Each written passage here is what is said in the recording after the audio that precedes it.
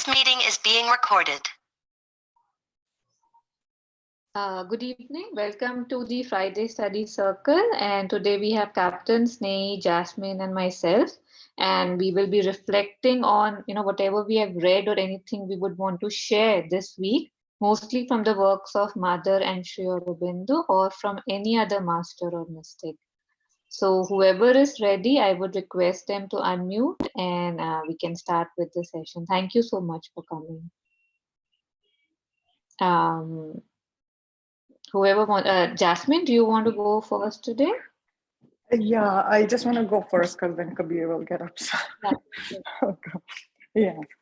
No, I sent something on the group, so I don't know. Should I just read from there? It was in the Sunlit Path. In the WhatsApp group, I sent it. I don't know how to search it. Yeah, I search it. Just give me one.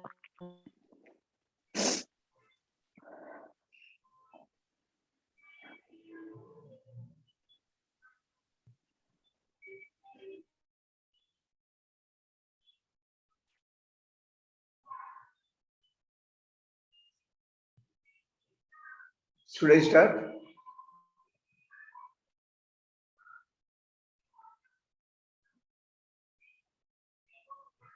Captain, you can go first if you want. That's fine. Yeah. Good evening, everybody. I'll be today talking about gossiping. Is the heading about gossiping. Okay, so the sentence starts with there is a state in which there is a state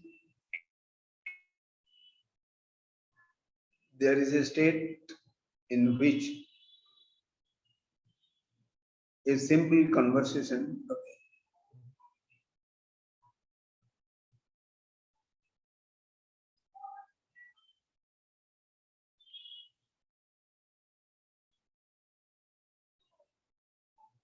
There is a state in which a simple conversation which obliges you to remain on the level of ordinary life.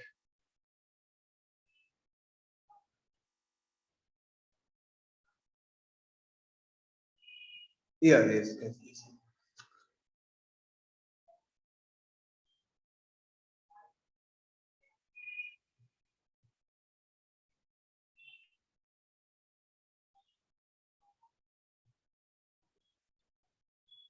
Yes. Should I read aloud? This is two small paragraphs. Is very self-explanatory. There is a state in which a simple conversation which obliges you to remain on the level of ordinary life gives you a headache, turns your stomach, and if it continues, they give you a fever. I am speaking, of course, about the gossip type of conversations. I believe that apart from a few exceptions, everybody indulges in this exercise and talks of things about everybody about which he should keep silent or chatters about other things. It becomes a natural that you are not troubled by it, but if you continue in this way, you hinder your consciousness completely from rising up. You bind yourself with iron chains to the ordinary consciousness, and the work in the subconsciousness is not done or has not even begun. Those who want to rise up have already enough difficulties without looking for encouragements outside.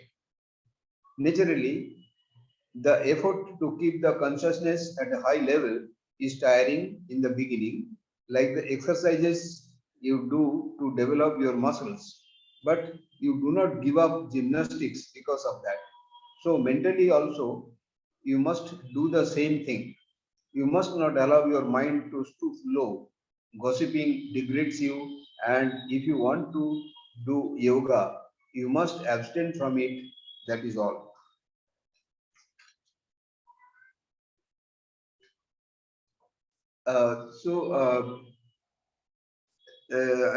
Nowadays I was trying to practice this, stop this gossiping actually, and trying to concentrate something, or whoever is talking on the subject of spirituality or something and all that, I find interest of any topic of any sages or any sadhak. So all those stuff interest me nowadays, because I saw that this gossiping uh, that takes us nowhere. So I read one book by one American author that was about a complaint-free world. That was a book, complaint-free world. Once I mentioned also, in the complaint-free world, they say that throughout the day, means 21 days, you should practice that I'll not put a complaint or to anybody, even God or nature or anybody. So if you can do it, so that there is a band you have to tie on in one of the hand, and your time starts now, so you can do it. Uh, uh, then your time from there, 21 days you have to practice, and no one could do within 21 days, because if after one day suddenly some this thing you by practice you blame somebody or criticize somebody, so then again you have to change the band from one hand to other hand. So like that, people have taken 6 months, 1 year to complete these 21 days at a stretch. But those who were doing this process, those who started doing this, they started gaining the facilities which we are going to get by non-interfering or not discussing about the other person's some topic or something and all. So this blaming, this itself take us somewhere else. And in addition to that, the gossiping, they are actually in normal jocular way. I speak like PNPC, Paraninda Paracharcha, PNPC. So the 99% or why 99%, 100% of the people we do throughout the day, and nowadays this a lot of media and other things are there. So they all keep on doing all this. Actually, there is no end to it. Actually, on the spiritual path or sunlight path, if you have to sunlight path, you have to move, then this totally hampers it.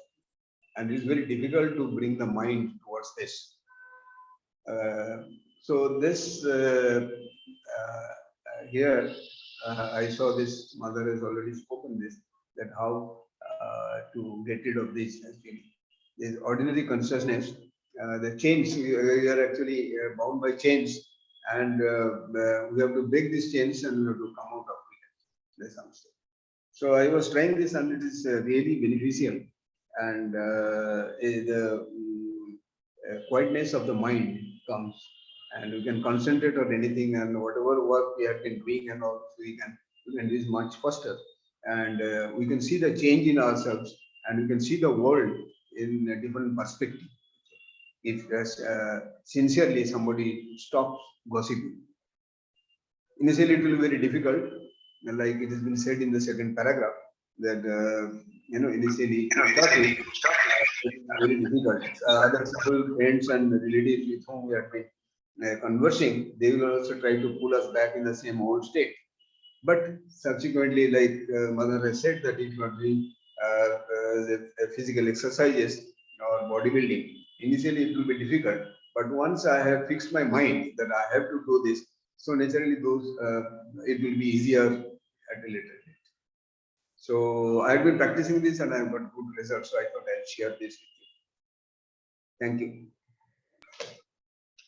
Yeah, thank you so much, Captain. Captain, just if you could please repeat the band thing. What did you say, that they put a band on their hand? Yeah,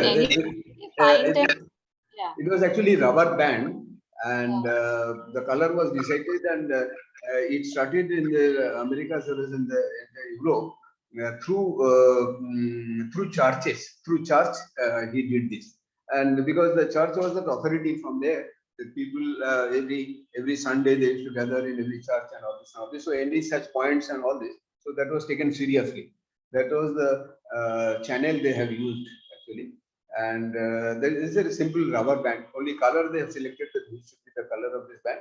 And it's a normal simple band only. They say that we will supply you free band. Whoever is interested, you can ask.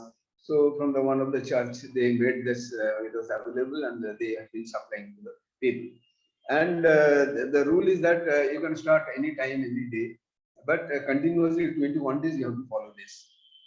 And the moment you start from the first day onwards, you start getting the results. That is very astonishing. And they have sent that email and letters, and all those have been given in that book. And at the last part of the book, there was one small story was also been given there. There was in US the honking is not permitted, is prohibited. So of the car and all this. So that in one place on the beach side, nearby there was a beach, and there on the main highway there was a big board was put on the side that please honk here. So that board was put, and some visitors were passing by, and somebody was curious that why this board has come up. So must be the nearing building somebody must have put where the board was placed. So that one person, he stops nearby, or he diversion he took, and he reached the place and he inquired. And somebody says there is a couple, very elderly couple, very old lady and one gentleman staying on the first floor, and probably you can inquire because they have only put this. So then the writer of the book, he went there and he inquired that have you put this board on the roadside? Yes, I have put. And we know this is not permitted here in US. It's against law. So then the lady explained, she was totally bedridden. She was telling that every afternoon or every evening, we used to go to the the seashore is very close by, and particularly in the weekend and all this, a lot of cars, vehicle used to come from all over the places, and they used to visit this place. And it was like a mela actually. So we used to go and time pass. If you just go and sit down there by the side, itself you enjoy. And there or anybody wanted to do swimming or get into the water and all this. This is life was full totally 100%. But now I am disabled and put in a bed. And if some honking sound comes, so then I know that the people are going there to the beach and they will be enjoying. So all these memories which I saw and enjoyed, so that comes to the mind. Otherwise, it is just silent. There is no noise, there is no sound or nothing of that sort. So I get there is a purpose for me to live on. Otherwise, if there is no sound, I say, why to survive again? Means I should die now because unless I am in the bed, restricted totally. So then he has written this story actually nice. That's why he has written the please honk here. So that was in our life, and if we can make ourselves calm and quiet, and there is enough time, resources, enough energy we have actually that we can discover, and we can utilize them for our benefit or for the benefit of the society. So it's very nice. If we can stop gossiping or stop utilizing the time for something else and not channelize towards a particular direction. Thank you. Yes, Captain. Thank you. Yeah, one cannot stress the importance of, not indulging in something like, and gossip is so, it's so evident. It's like we see it everywhere. It's not even considered bad, right? It just feels that, okay, I'm just giving my opinion.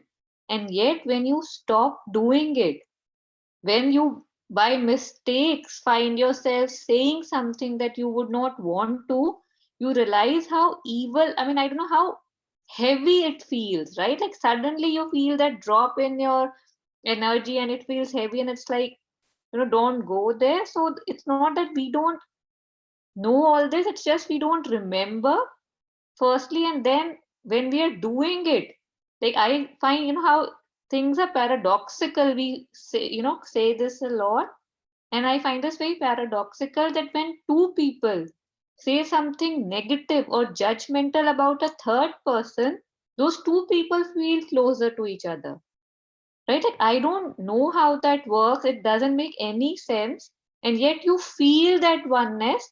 So I feel that just to lot of times you don't even intend to, but just to feel close to somebody or just to agree with what they are saying, we just, go ahead and we nod or we say yes, yes, or whatever. And I mean, for both yourself and the sake of others, I don't know, karma or anything, if possible, we should even stop, right? That I don't want to be part of this. Like, I don't want to talk about that. It's hard. And then slowly, people understand that this is not something I mean, would do at least in front of you, and hopefully even when they are not.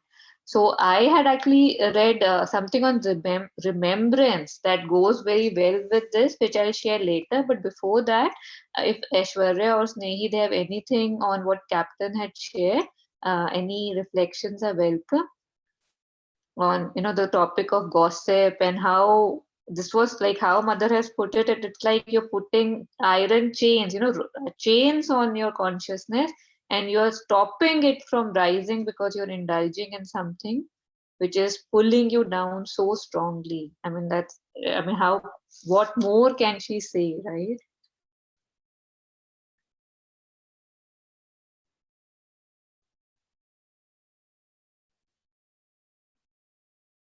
I don't think there's anything then. I'll just quickly share uh, the thing on remembrance that I had pulled up today. Hello, Sujata ji. So screen share and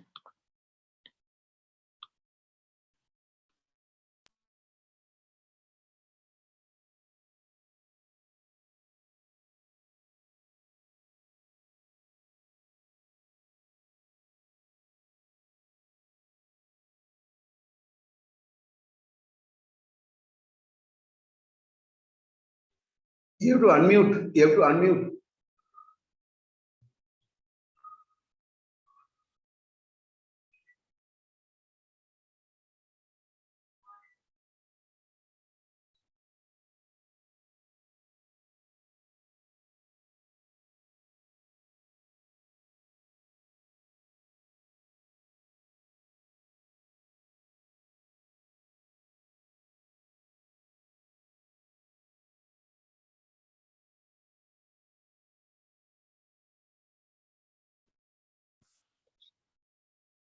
uh, you can't hear me even now. Oh, you could? Okay.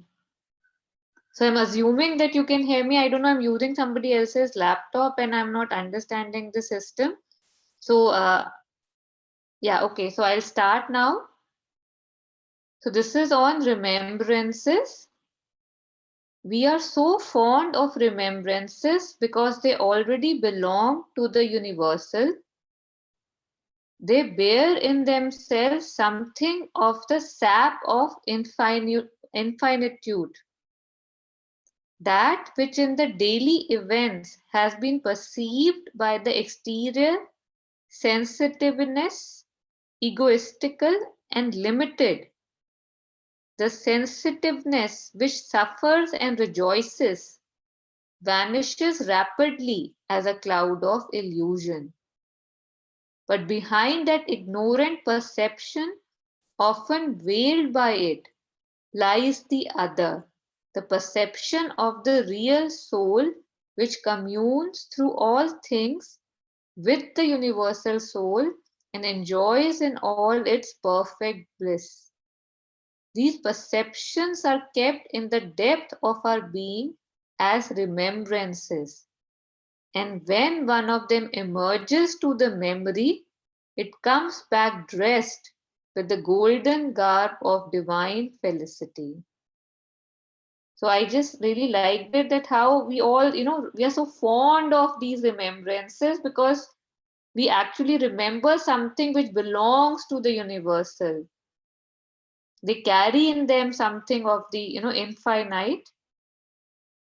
And how even though we are kind of vanished, in the cloud of illusion and we are looking exteriorly, but there's something that, communes to all these things with the universal soul. Moving further, what we first called in our ignorant perception suffering and pain reappears embellished, transformed, glorified, adorned with the same dress of magnificence as that which we had called pleasure and happiness. Indeed, sometimes the splendor of the former memories is even more intense and vast than that of latter. The joy they give us much more profound and pure. So little by little, we learn to distinguish between the reality of things and the false interpretation of our blind senses. So I just repeat that again. I think it's very important. So little by little, we learn to distinguish between the reality of things and the false interpretation of our blind senses. That is why remembrance are such precious teachers. That is why we are so fond of remembrances. By them, we come in touch with eternity.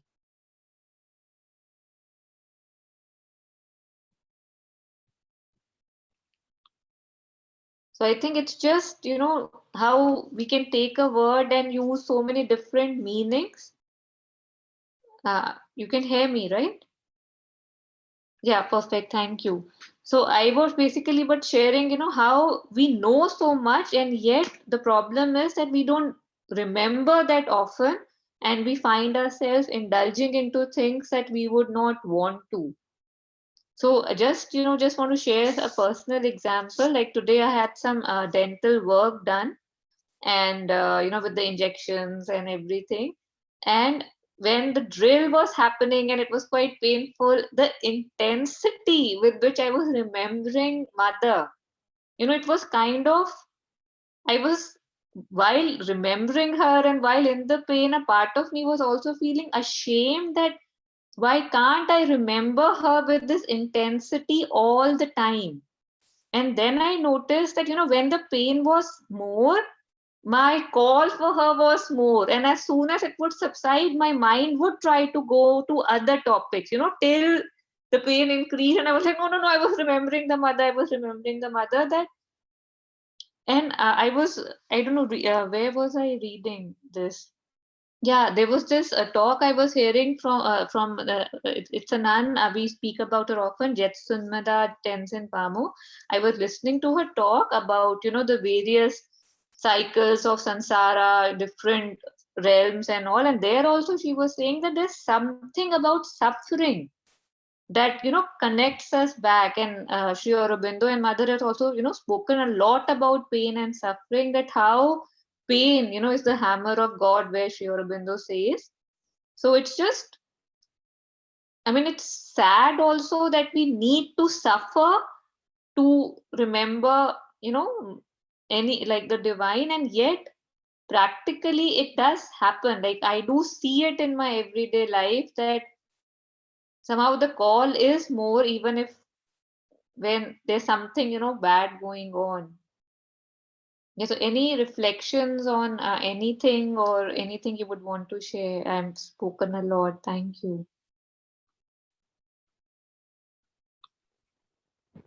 I just wanted to say this morning I was just coming back from work, and it's a thing which I witnessed a lot. I see a bunch of people who are in a really bad state, things that you would witness on a roadside, on a bridge, people who are blind and asking for help. And I mean, this is a thing which I have to see every day, and it's so difficult to process.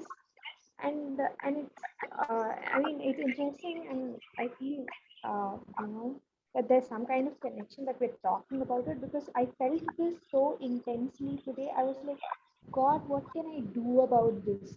So I think it is in these moments, even if not that we remember the divine in a good way, or we call for help to change things or transform, because maybe not. I mean, sometimes we're just not there. But I guess even we do remember the divine in a negative way. We're like, what are you doing here? Like, what is happening here? I guess that is also a way of remembrance. But I'm not too sure if, I mean, how that works or if that is also part of the plan or something. But I just wanted to share because that's something I felt so much today. And when you said you called for mother, I was like, what was I doing at that point of time? I mean, yes, that is a totally positive approach to take. But yes, I guess sometimes we do have these bhavs of anger and frustration. Uh, and I guess that is also a way we remember the divine. So, I mean, from a suffering perspective, from the perspective of suffering and pain.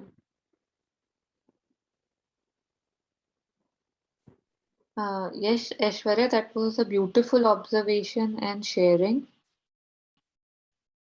And I think, like you said it rightly, I mean, this can also be called remembrance. I would say that, I mean, I don't know, theoretically it does sound right, but I don't know what that does because I think it was Khalil Gibran, I don't know who, but there's this beautiful quote that I saw somebody suffering and, I called on to the gods and, I was angry that why would you do this? And suddenly I realized that, God has made me stand here and look at this. And so maybe I can do something about it. So maybe he wants to act through me, right? How much onus would firstly be put on God? We don't know how much we should. And if we can do anything to help, I think we must, like if we can do that. And other than that, I would say that beyond that, it's again everybody's journey, right? Like I don't know, like growing up in a city like Delhi, it was really hard, especially when I was a kid, because every street, every red light had beggars, and it's so hard when they're trying to ask you for something, and how much it sometimes it felt can you actually give, right? And what you're giving, how is it helping, even say a packet of biscuit or a banana or a some money, how does that help? One wonders. And yet I don't know, I started having this, I don't know, this dawning, I would say, or it could be just a fiction of my imagination, that I have also been a beggar. It's like I've been there, like for our own, I don't know, like it's like the soul seeks so many different experiences. And sometimes when we look at people, we imagine a lot of things, and when we meet them, they're quite all right. Like when you see a group of beggars talk, kind of sitting and chatting at night, they are very happy. So I don't know what I'm kind of trying to say, but I'm saying that just thinking that this is bad and just kind of blaming the divine doesn't seem like the right thing. Maybe it has to go beyond, right? Like if there is something I can do about it, I must do it, or otherwise just having that negative thing that why would you do that. It's just that you must have a plan, like there must be a reason why this is happening. And lot of times, if you read books about, I don't know, the soul planning and stuff, it's like we choose our own experiences. We choose certain disabilities sometimes, or, because we want to experience that in that birth.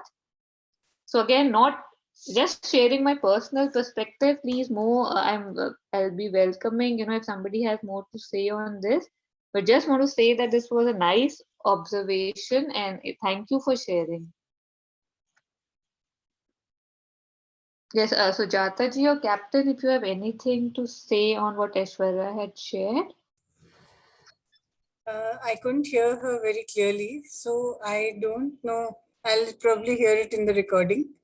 But my personal experience, I always feel, I think I'm much older than all of you also. And I've gone through a long journey. And somehow I have always remembered the divine at all times. But of course, during difficulty, that becomes much more intense. And probably that is the experience which everybody has. Those who are spiritually inclined, they will remember the divine at all possible times. I don't think that there's any time when we don't think of God, or, if I believe in Krishna or Ram or the mother, everyone has their own calling, but we do all think of him, and we all know that he is there to take care of us. We have to basically surrender to him and tell him to take care of all our, whatever we are going through. We know that the journey is because he has decided that.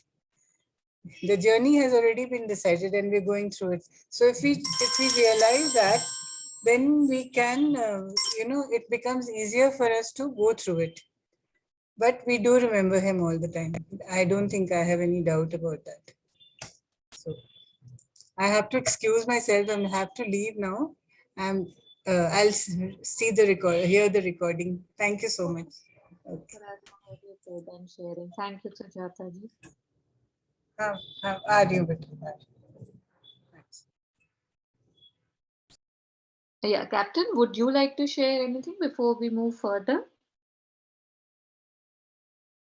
I think we'll move further. Okay, perfect. Aishwarya, do you want to say anything like before we move further, like anything else? And what you said, like Sujata ji was saying was quite like it was breaking in between a lot. So if there's something else or anything you want to again say, repeat or anything, please feel free to do so.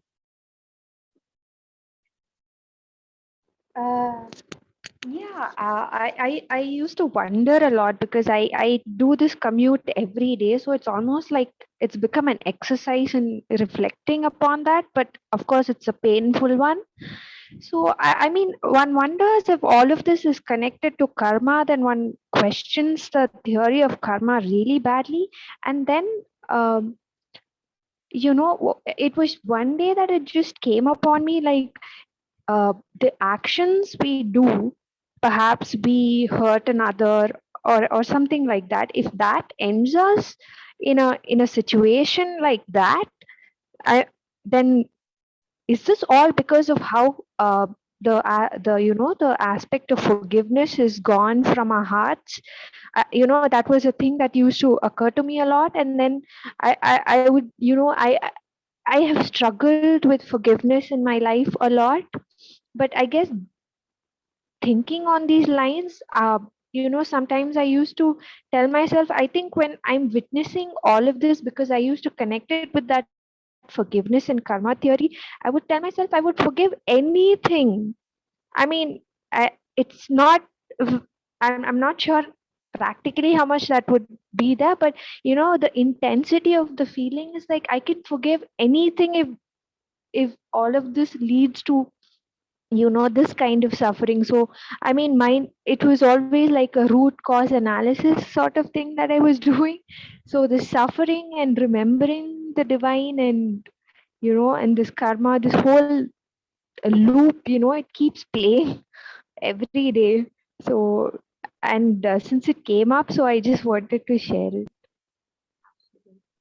Yeah, thank you again. For, now your voice was much, much, much clearer. And honestly, Aishwarya, I don't know, we have a very limited view of things. Like we usually are able to see just a very small aspect of the picture, and we don't know that what is leading to what.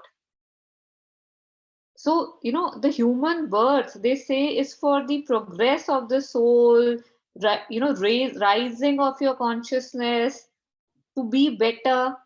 And I think anything, any price that you pay, like, people lose loved ones, they have, such bad diseases and stuff, but a lot of people, us, wake up because of that suffering.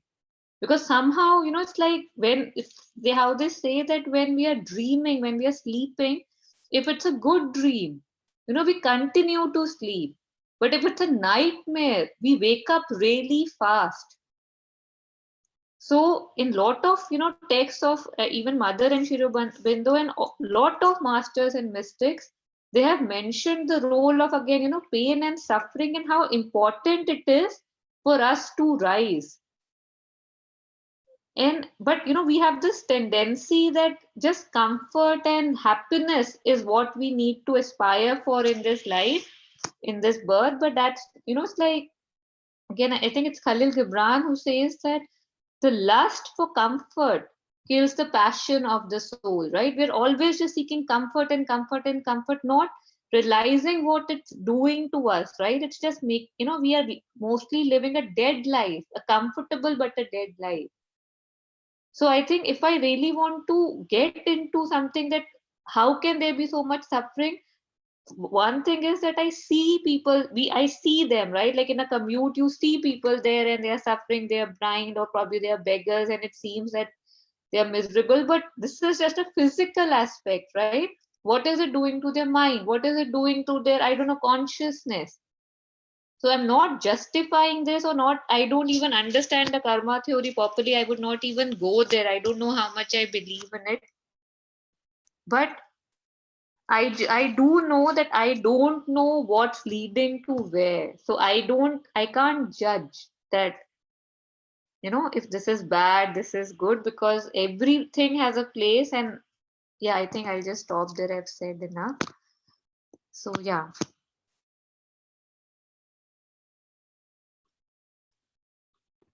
Yeah, I guess, I mean, what you said was so beautiful, because I guess that is where the humility part of it comes. Like, we try to solve things, we try to be, above things, but I guess somewhere that aspect of humility, I think, is also required, because, yes, as you said, I mean, we can't even begin to understand the whole karma theory thing. Yeah, I mean, it was beautiful. All your points, I mean, like, on point. Thank you so much. Thank you, Aishwarya. Aishwarya, did you get any text or anything as well to share with us today?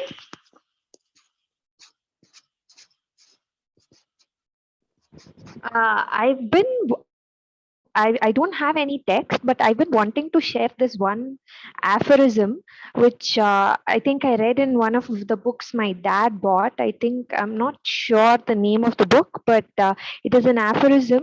Uh, if you could just type it out in the incarnate word, it is something to do with, I saw a child wallow in dirt.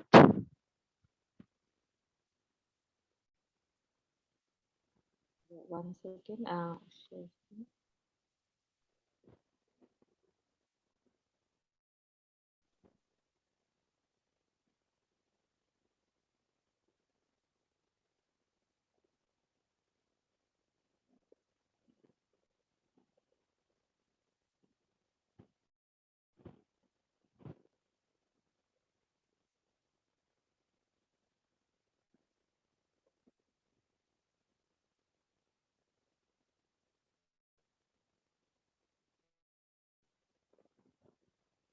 Yeah, that's the one.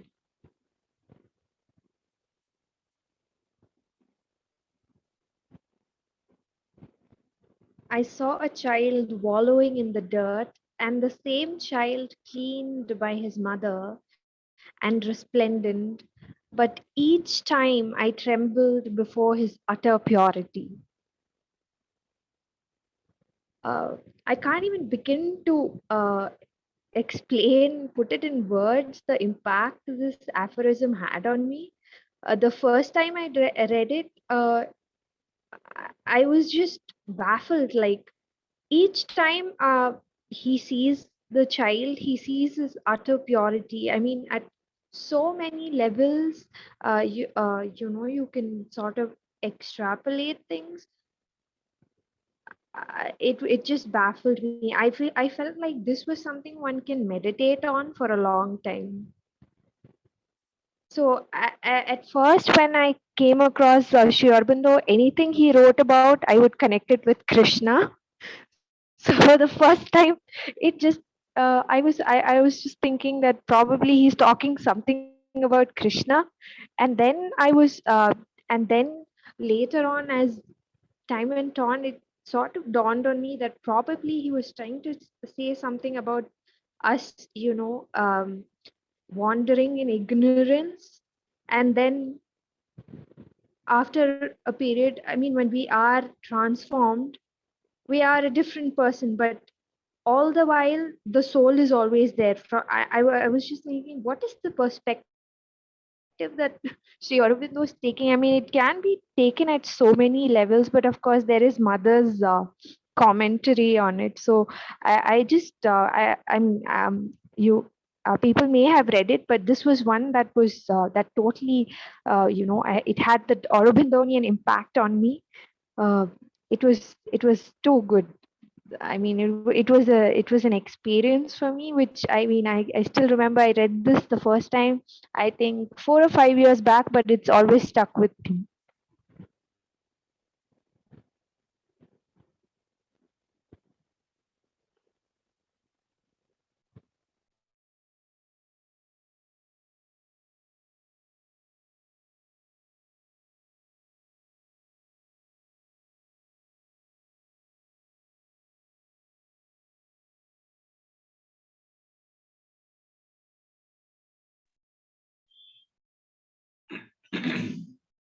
Not audible.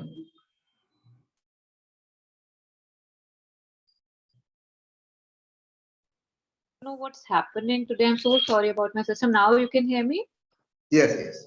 Yeah, okay. So, I'm using somebody else's system. I apologize for that. So, I was saying that I don't know if you see the relation between what you had brought up first, like before this aphorism, and what this aphorism it says, Aishwarya.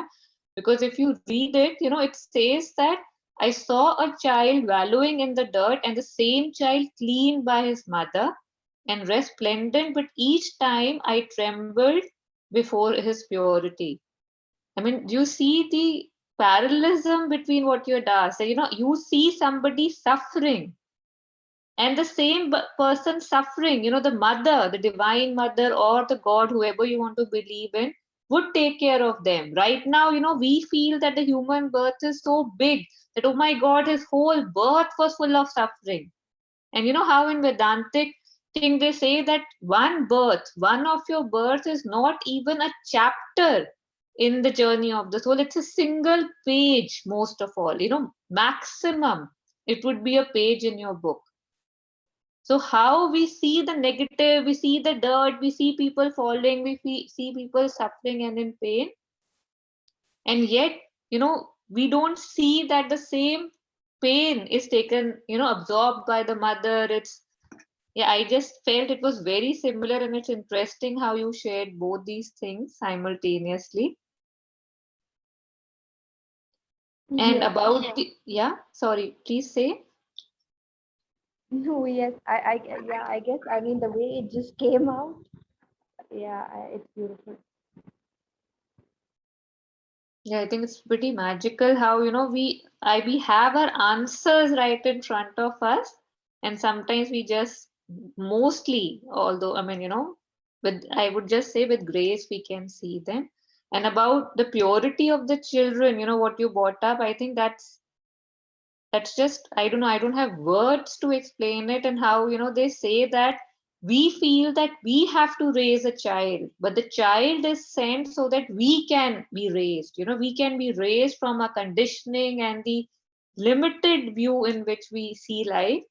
And yet we enjoy playing God so much that we just keep telling them, do this and don't do this, and we kind of take their innocence and purity. But mother, of course, has written so much about it, and the only way I would say is above, and is forward. So, but yes, it's like when you observe children, it's just so beautiful. I like to share a small incident.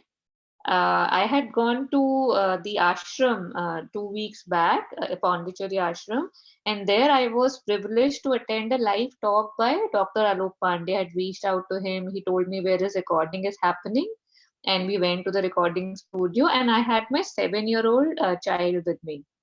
And there, he was sitting very nicely. He was coloring and stuff. And after the talk was over, Dr. Pandey, sorry, he came to us and he wanted to shake my child's hand. And, he said it was really nice to meet you. And he was sitting so quietly. I was so impressed. So, he just sheepishly shook his hand. So I asked my kid, his name is Soham, that Soham, do you also have anything to say to him? Because, in my eyes, like Dr. Alok Pandey has walked to him and he's saying that it was so nice to meet you. And the child says, no, I have nothing to say, like nothing, no comment, like no, I like, nice to meet you too, or thank you, like nothing.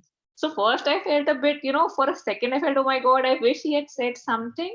But then I said, realize that he doesn't need to follow these norms, right? The talk meant nothing to him. And for him, for all practical purposes, he was in a boring environment, not allowed to shout and jump and scream. So why should he say that, meeting you was fun too when it probably wasn't?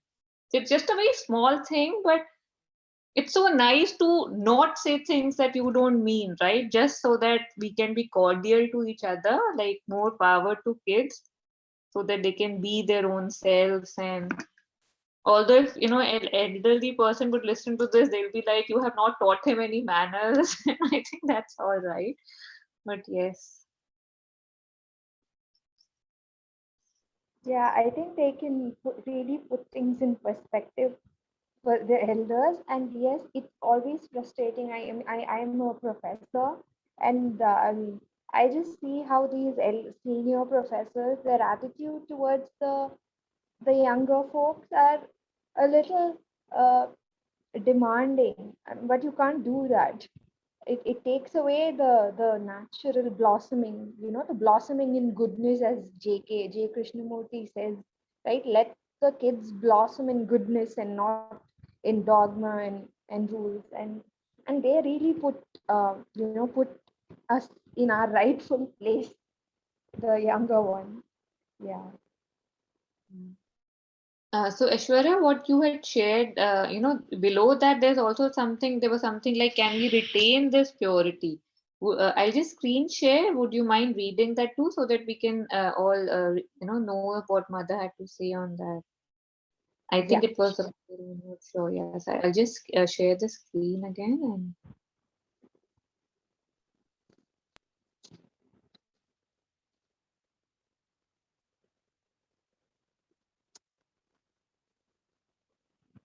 Can a child keep this purity even when he has grown up?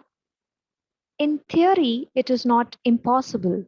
And some people born away from cities, civilizations, and cultures may maintain throughout the life of their earthly body the spontaneous purity, a purity of the soul that is not obscured by the mind's working.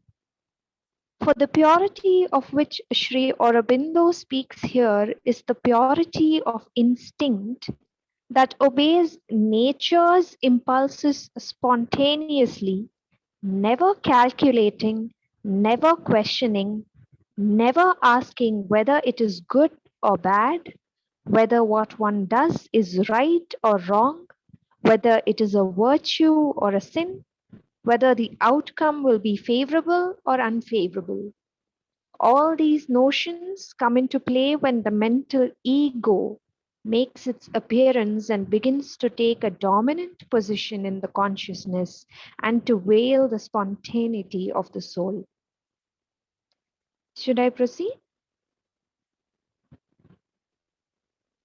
In modern civilized life, parents and teachers, by their practical and rational good advice, lose no time in covering up the spontaneity which they call unconsciousness and substituting for it a very small, very narrow, limited mental ego withdrawn into itself, crammed with notions of misbehavior and sin and punishment, or of personal interest, calculation, and profit, all of which has the inevitable result of increasing vital desires through repression, fear, or self-justification. And yet, for the sake of completeness, it should be added that because man is a mental being, he must necessarily, in the course of his evolution, leave behind this unconscious and spontaneous purity, which is very similar to the purity of the animal. And after passing through an unavoidable period of mental perversion and impurity, rise beyond the mind into higher and luminous purity of the divine consciousness.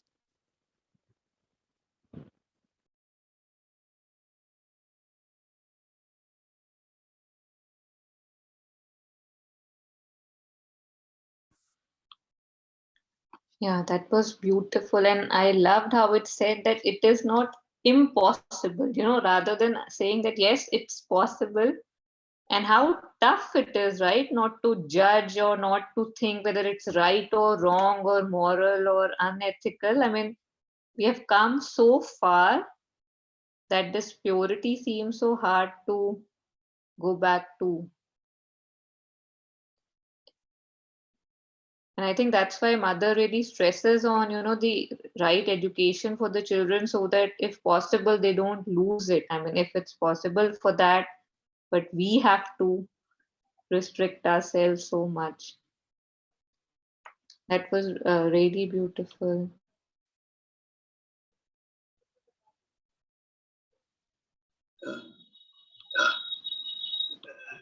I was. Oh my God, there's some sound disturbance. I was remembering about Madalasa. I don't know. You have that. There is one song in Sanskrit. Have you ever heard Madalasa? She was the queen of some king and all this, and it is in Mahabharata actually. It is there, and then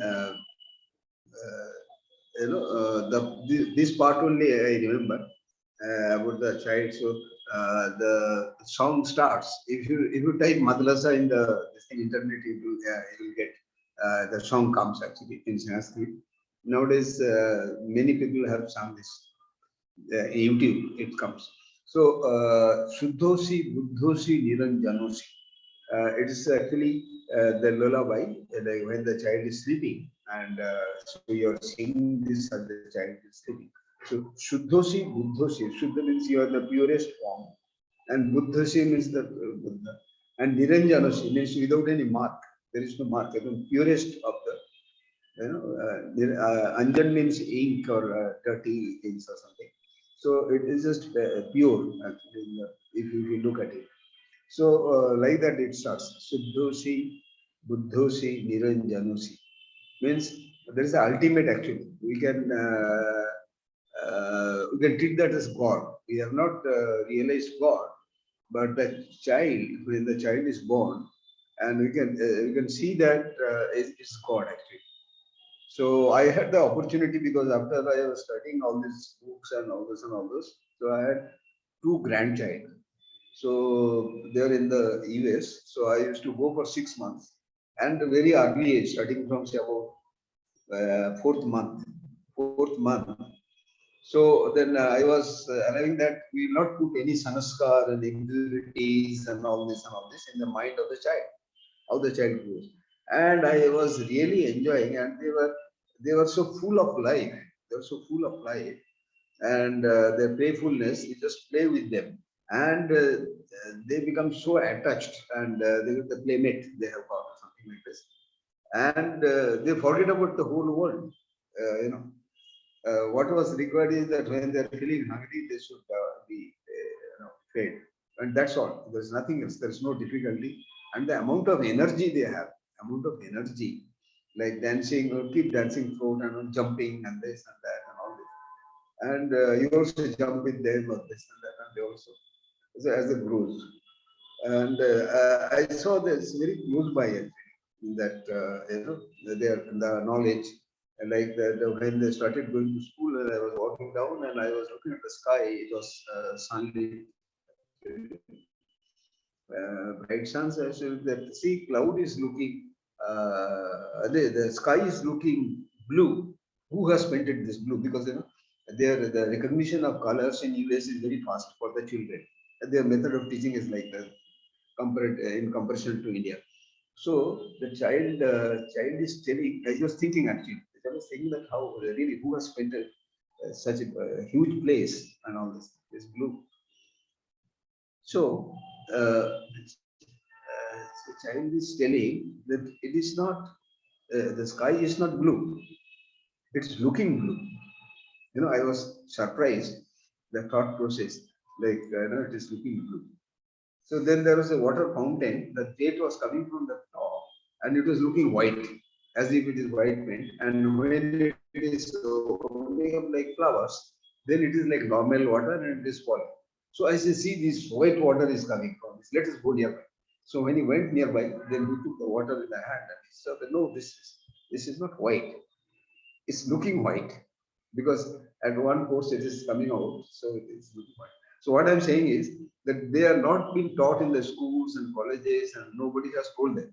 But what has happened is they are full of this thing and all. Now, what as a parents, teachers, and all this, we cover everything with the sanskar and this and that and all sorts of impurities we put in the mind actually. So that's why the sentence used is that it is not the direct that he is the child, so they're saying indirectly. Majority of the cases actually we're not allowing them to come out with the truth actually, that what they have in themselves, the children.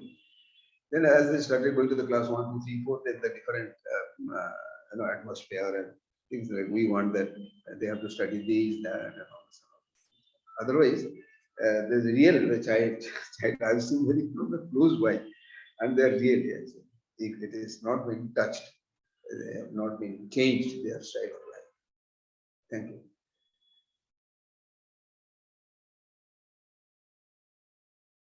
Yeah, thank you, Captain. And when Aishwarya was reading that, there was this prayer, I think, I don't know who wrote it, maybe Acharya Prashant, he's also one of the mystics of present day.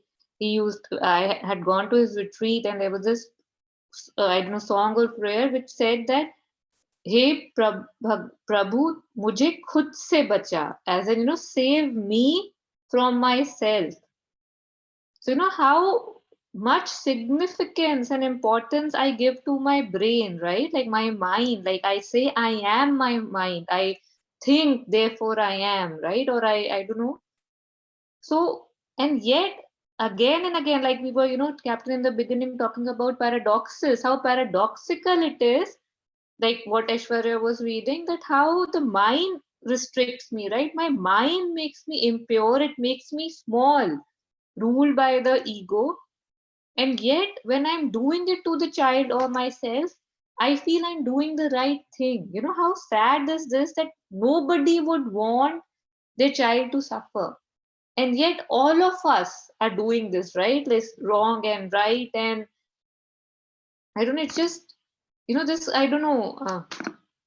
I have 200 examples I can say that I tell, my 7-year-old not to do. And when he defies and does it, it's like, oh, thank God he doesn't listen to me, right? Because coming from me, he would not, I don't know, have any fun if it was up to me, sadly.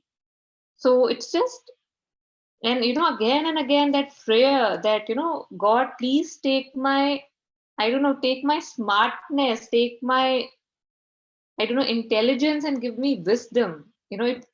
So much of what we read, that's what I think, I don't know, the moral of the story is that from my limited mind, from my limited intelligence, I would just go down. So thank God for, the mother's grace, that we are shown these glimpses of light, and it's up to, our sincerity and again her grace, that how much we take in.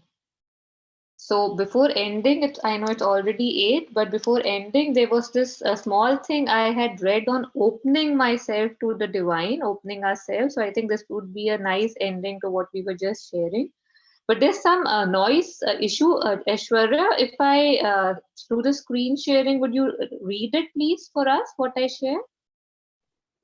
Yeah, sure. Thank you.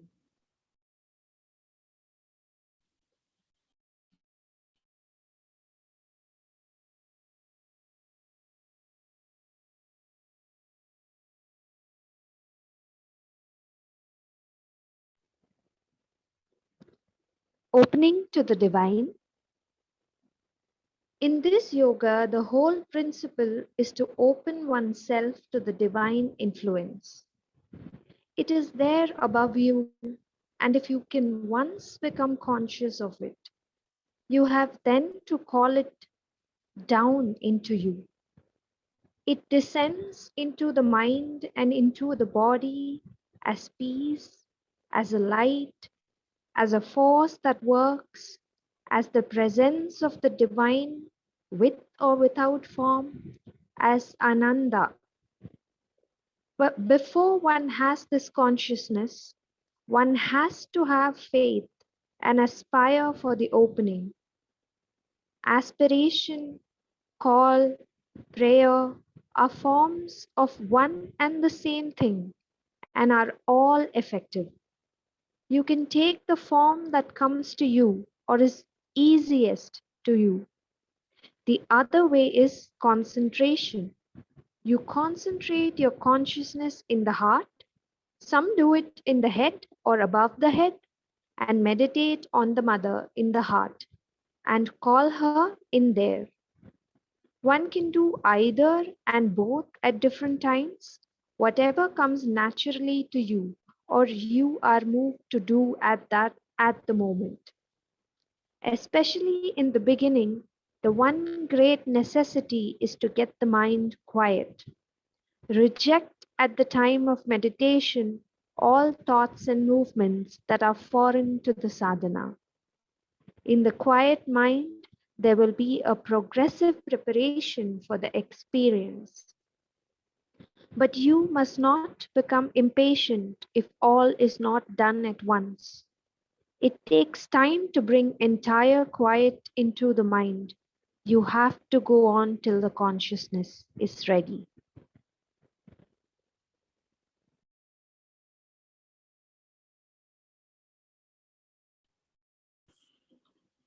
Yeah, thank you so much.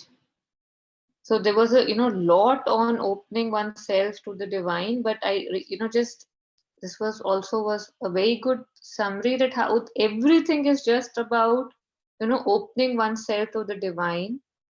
It is there, obviously it is there, but I am not conscious of it. But the more I call on it, the more faith I have, the more it dawns in my life. And the one thing that I'd really liked in this was that aspiration, call, and prayer are forms of, they are the same thing and all are effective. And one can choose whatever one relates to more. One can aspire, one can pray, or one can call out to the mother or the divine force or whoever one believes in, and they are the same thing. But you need to call, you need to want it, and you need to say that I want it. So I think we'll end the session here, unless of course there's any ending comments from either of you. And yes, Captain. Thank you. Oh, okay. No Okay, comments. yeah. So thank you so much for coming and staying till the end. And there are few of us who are traveling these days. That since the group is quite small, but probably they'll be joining for next week. And so yeah, but this is good. Small group is always more improvement. Actually, I'm also traveling. I was in Bangalore, but nowadays I'm in Calcutta. So, Yes, you're. as of now, I'm connecting from Calcutta. Yeah. Who stays in Calcutta, Captain? Who are you meeting? Who, like, you have a house there as well? Yes. Okay. That's good. We never stayed in this house at Salt Lake. So I was in defense